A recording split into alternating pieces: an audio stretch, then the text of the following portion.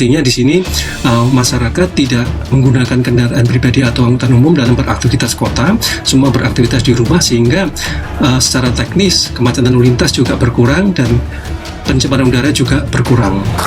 Tahun ini menjadi nomor 10. Target kita keluar dari 10 besar.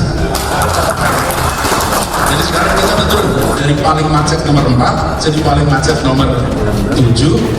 Saya tuh merasa gemes juga, kenapa nggak nomor 11 sekalian?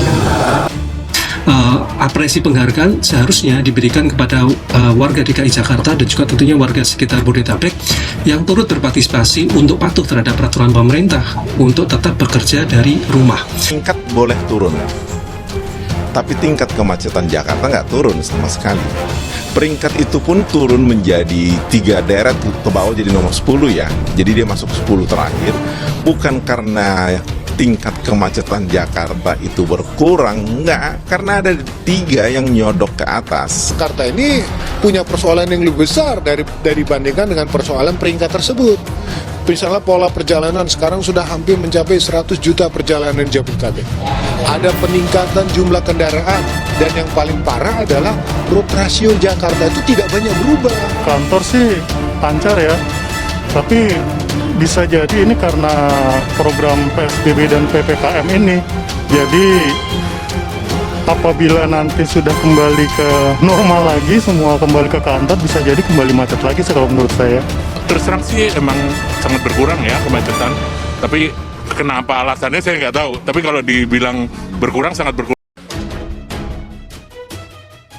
Anies singgung pemerintahan sebagai penyebab kemacetan di Jakarta. Gubernur DKI Anies Baswedan memaparkan bahwa sektor pemerintah saat ini juga berkontribusi terhadap kemacetan lalu lintas di Jakarta.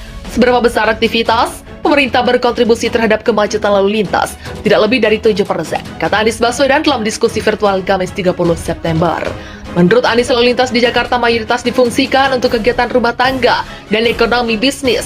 Anies Baswedan mengatakan agenda pembangunan menuju kota yang lebih hijau akan terus dilakukan. Salah satunya dengan menciptakan transportasi yang lebih hijau dan terintegrasi. Kami akan harus melakukan agenda ini. Ujarnya, sebelumnya pemerintah telah merampungkan Undang-Undang IKN dan menyerahkannya kepada Dewan Perwakilan Rakyat. Menteri Perencanaan Pembangunan Nasional atau Badan Perencanaan Pembangunan Nasional, Suharto Mono Arfa, mengatakan bahwa pembangunan IKN ini bukan pembangunan yang dilaksanakan dalam waktu yang dekat. Katakanlah 4 atau 3 tahun, 2 tahun, tapi kita lanjutkan secara bertahap. Begitulah ujarnya. Karena kalau permasalahan banjir ini mau selesai, aspek permasalahan seperti ini juga harus diperhatikan, katakan.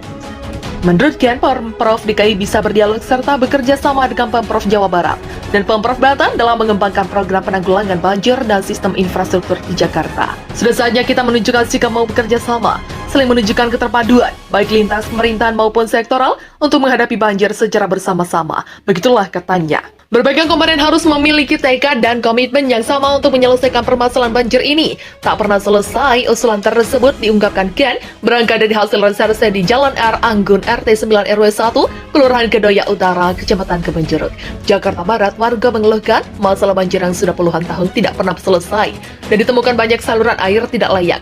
Setelah saya turun ke lapangan untuk mencari dan melihat penyebab banjir yang tak kunjung selesai di wilayah ini, ternyata yang saya temukan adalah saluran air yang tidak profesional. Karena kata Ketua Badan Penanggulangan Bencana DPD PDI Perjuangan DKI Jakarta, hal itu mengakibatkan air mempet dan tidak bisa mengalir dengan baik serta banyaknya sampah dan limbah rumah tangga di saluran airnya.